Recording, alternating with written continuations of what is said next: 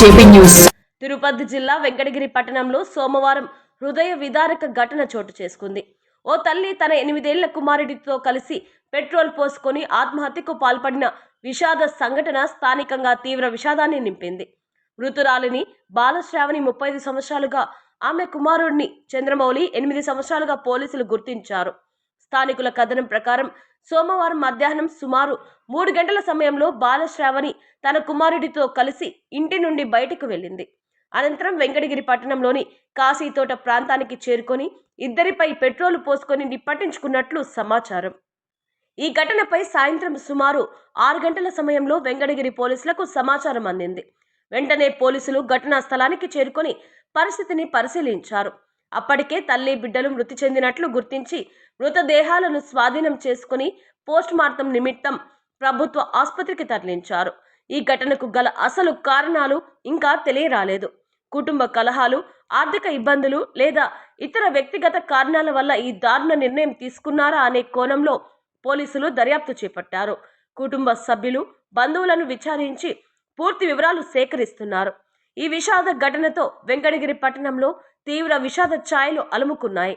తల్లి బిడ్డల మృతితో కుటుంబ సభ్యులు, బంధువులు కన్నీరు మున్నీరుగా విలపించగా స్థానికులు సైతం తీవ్ర దిగ్భ్రాంతి వ్యక్తం చేశారు. ఈరోజు సాయంత్రం 6 గంటలకి వెంకటగిరి ఎస్ఐ గారికి ఇన్ఫర్మేషన్ వచ్చింది.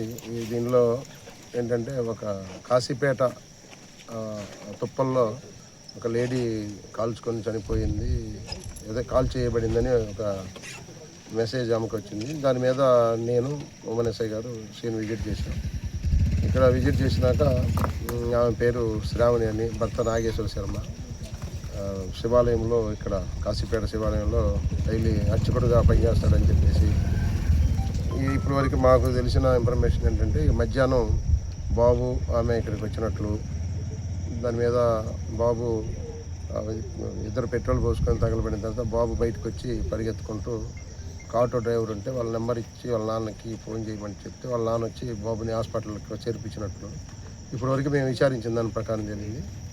ఏదేమైనా దీన్ని డెప్త్గా ఇన్వెస్టిగేషన్ చేసి అసలు ఏ విషయం ఎందుకు పోసుకుంది, లేకపోతే ఇంకేదైనా కారణాలు ఉన్నాయి అనేది కేసు రిజిస్టర్ చేస్తాం. ఇప్పుడు దాని మీద దర్యాప్తులో అన్ని విషయాలు తెలుస్తాయి. 5 సంవత్సరాలు 3rd క్లాస్ చదువుతున్నాడు. అతను కూడా ఇక్కడ నుంచి ఇంజరీస్తో షిఫ్ట్ చేయబడ్డాడు. షిఫ్ట్ మధ్య అక్కడ పోయిన తర్వాత అతను కూడా చనిపోతే బాడీని కూడా వాళ్ళ ఫాదరే మళ్ళీ తీసుకొస్తున్నాడండి.